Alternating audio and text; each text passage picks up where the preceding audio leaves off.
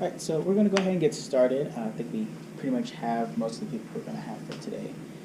So those of you who don't know who I am, my name is Savon Ayodeji. I'm one of the instructors here with Potomac. I teach club debate, which is some of the elementary school students, if you have any of those, and some of the younger middle school students. And then I also teach public forum debate, which is something that almost all of the debate instructors here teach as well. So today we're going to be talking about just judging at a competition, what it's like, what's expected of you, what's expected of your students, especially if it's their first time debating, their first time ever going to a competition.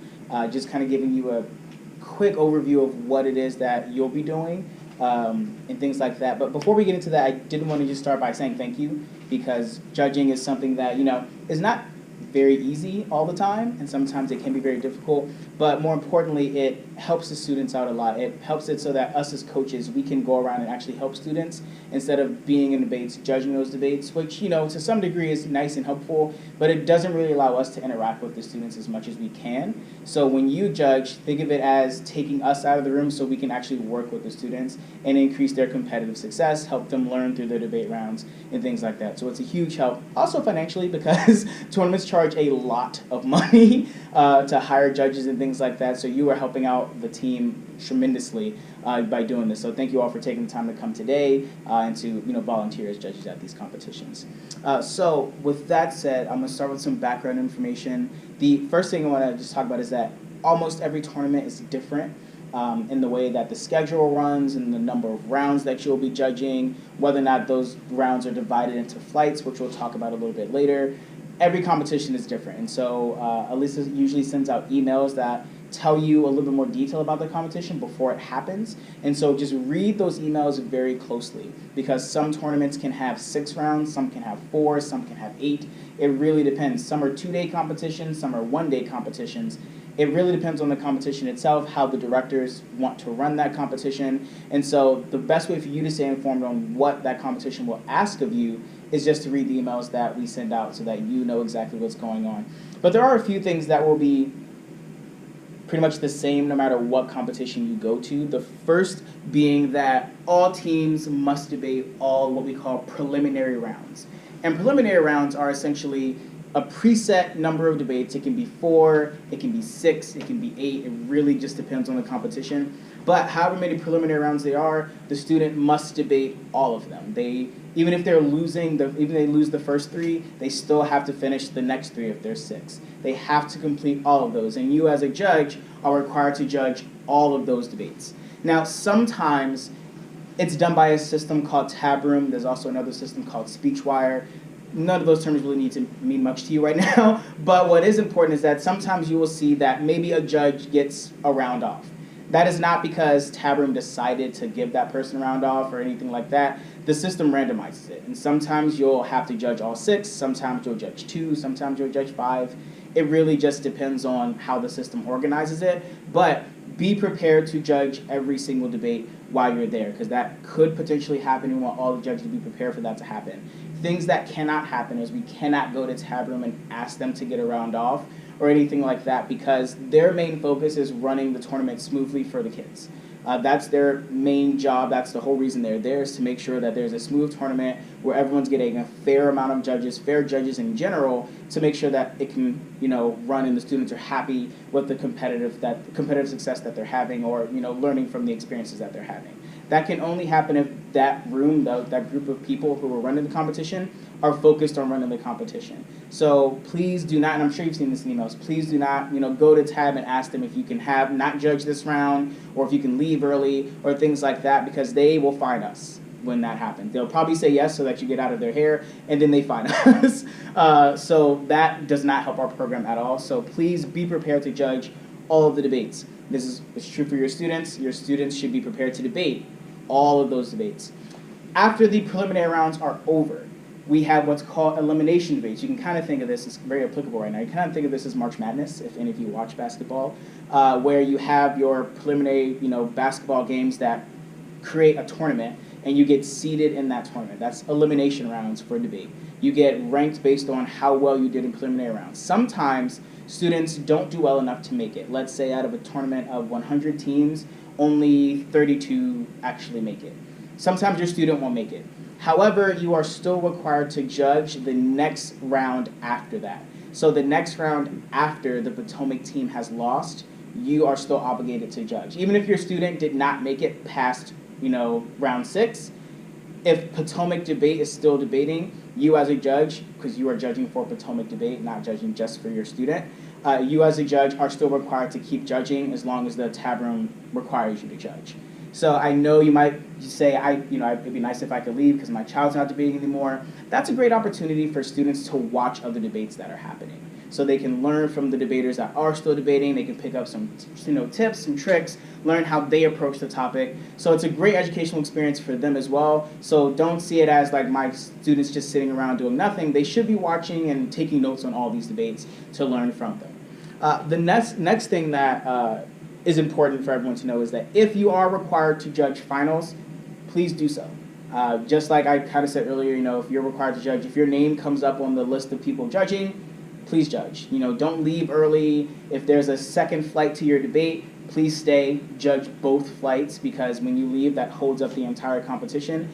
And it really only takes one late judge to push back the entire competition. Does not matter how large it is. One judge in the wrong place, not where they're supposed to be, for 30 minutes pushes the entire tournament back 30 minutes, 45 minutes, sometimes an hour. So please, just try your best to be where you need to be at the competition. For those of you going to Georgetown, if you have any questions, I will be your point person. So Alyssa will send you an email with my phone number, things like that. You can text me, you can call me. I prefer text because I'm probably going to be working with students, but if it's an emergency, you can call me and just ask if there is anything you're confused about, anything you don't know. Please feel free to ask those questions to me, because that's what I'm there for, to make sure you are comfortable, you know where you need to be, you know what you need to do, so that if you have any questions, I can answer them for you. A few rules I want to go over. Students may not drop out or forfeit. Yes? I'm sorry. At what point you will find out how many rounds you need to drop? So if the tournament is slated to be a 6-round tournament, you should plan to judge all 6 rounds. For preliminary rounds? Yes, preliminary rounds. For finals, it really depends on how well we do as a program. The further we go, the more judging that we'll need. So if our team goes all the way to finals, we would need judges not in finals because we can't judge our own teams, but all the way up until that point. How do you can find out? How do you find out if we're in finals? That happens during the competition. So as we're debating, if we win, we keep going. If we lose, we're no longer in the competition.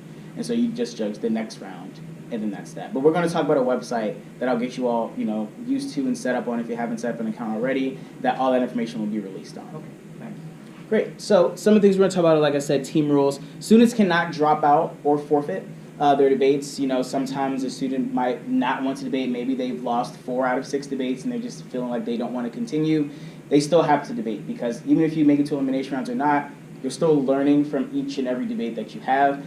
As a debater myself, I can directly say that your success in debate, your learning from debate, is directly correlated to the number of debates you have been in. So the more they do it, the better they get at it. So it doesn't matter if they've lost 4 out of 6, 5 out of 6, they should still continue debating so that they learn from it.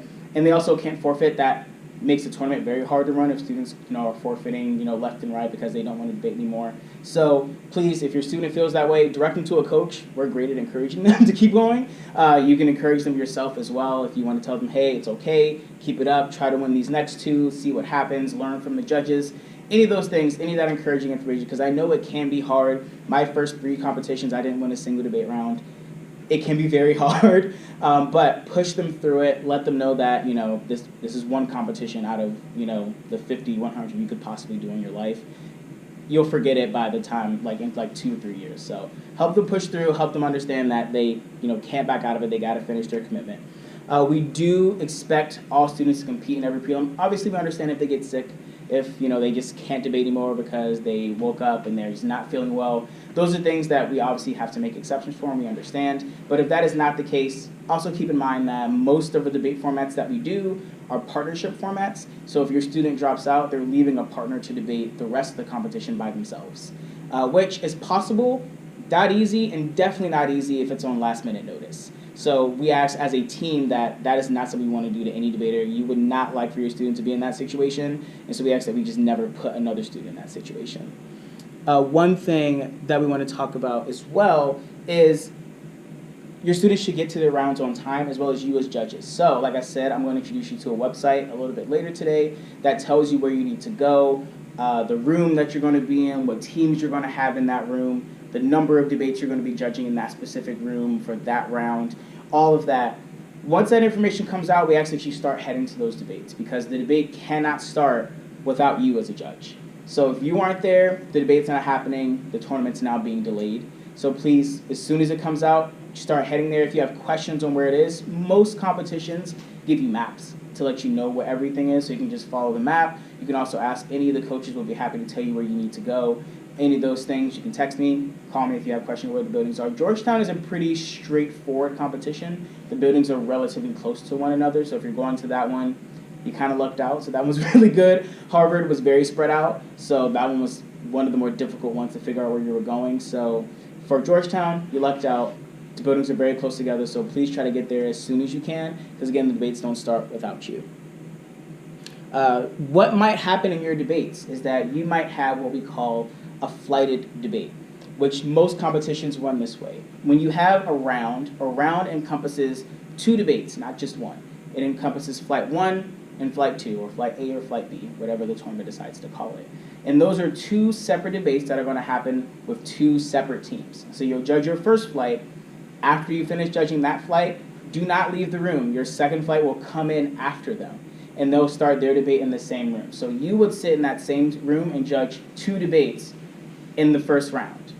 So I know that could be a little confusing. So round 1 encompasses 2 debates, round 2, 2 debates, round 3, 2 debates, excuse me. So you are judging pretty much 2 flights every debate, and that's true of almost every competition you'll go to. Maybe a few won't be that way, but if they are not, we will definitely let you know. But if it says that the tournament is flighted, that's what that means, just that there's 2 debates happening in each round, in each room. Yes? So when you turn off those flights, Yes. so once you do 3 of those, then you're done for the 6 preliminary? That's a great question, actually. No. So if you are slated to judge 6 rounds, that is 6 rounds of 2 double-flighted, so 2 double-flighted rounds. Very good. So yeah, so you could potentially judge 12 debates if you are judging a flighted tournament and judging all 6 rounds. So like I said, be prepared to judge those. Please do not leave in between. If you want to get anything, try to grab water before you go in.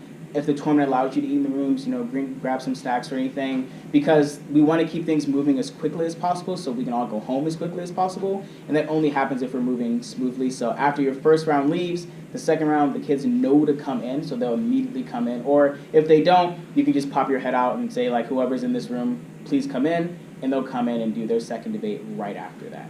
And the debate is on the same topic, so you'll see a very similar debate. The arguments will probably be different. The teams could also be different in terms of what school they go to. Sometimes the level, you might be judging 2 different levels as well. So keep in mind that you should not be judging based on how they're doing in comparison to each other, because your first round could be varsity, and then the second flight in that round could be novice. And if you're judging those novices based on what you just saw from varsity, that's not really a fair comparison, because this could be their first competition. And so you want to make sure you're always judging fair, you're keeping your own kind of personal thoughts about the topic to yourself, and not necessarily judging the kids based off of it. So, for instance, I know we've had a topic about healthcare, and this happened to a lot of our students, unfortunately. They would debate in these rounds, and they would push, for advocating for Obama's healthcare plan. And some judges would say, well, I didn't vote for you because I don't like that healthcare plan. And that's great, you have an opinion. However, the students are not debating you, they're debating their opponent. So, keep it based on what happened in that debate. If you have your own thoughts, feel free to share it at the end of the round. You usually have about, 2 to 5 minutes to give them all some feedback. You should give them feedback, it's really helpful for them. And just let them know, like, if you don't like, Obama's healthcare plan, you can tell them, here are some things you could have said that are problems with that plan. That's a constructive way to make sure they get that information without making them lose the debate based on how you felt. Yes? Are you speaking to them at all or saying anything during the debate? You do not during the debate, unless anything happens to where you have to stop it, like someone's hurt or a student's like yelling at another student incredibly rudely. You typically don't cut off a debate. If the student is speaking in a way that's incredibly rude, unless you feel it is needs to say, can you calm down, you would mark them down on what we call their speaker points, which I'll get to a little bit later. But your ballot or your form is what you'll fill out in order to judge the debate. You'll say how you thought about their arguments. You'd say who was the best speaker in the room by giving them different points. But we'll talk about that because that all takes place on the website as well. So we'll talk about that a little bit later. But you typically would not interrupt a debate for almost any reason. You would just save your comments for the end. So next, some of the rules. Keeping the students on time. So a great thing that I think parents can do to be really helpful, especially because a lot of times, you probably don't know a lot about debate and you just see your student doing something they're really starting to enjoy. And, you like to be more invested and be able to help them out some more. When you see them at competitions, feel free to, talk to them about arguments that you saw in your debates that you judged. Like, tell them arguments you saw. Because sometimes, we as coaches don't think like every other coach in the country. And their coaches might come up with arguments that we've never heard of or never even thought of.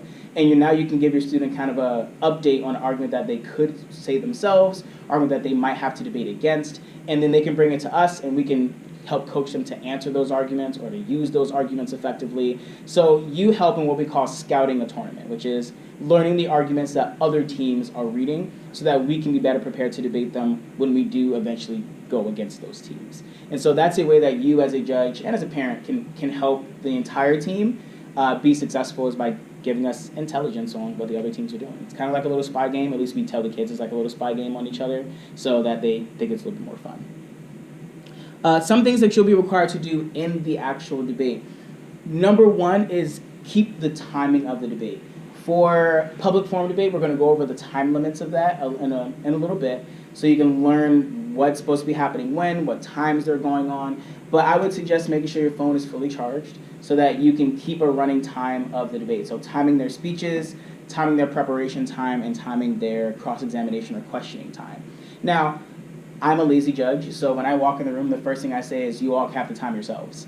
And if for some reason I don't believe that they will do that, I tell them you have to time your opponent because they will definitely make sure their opponent does not get more time than they're supposed to have.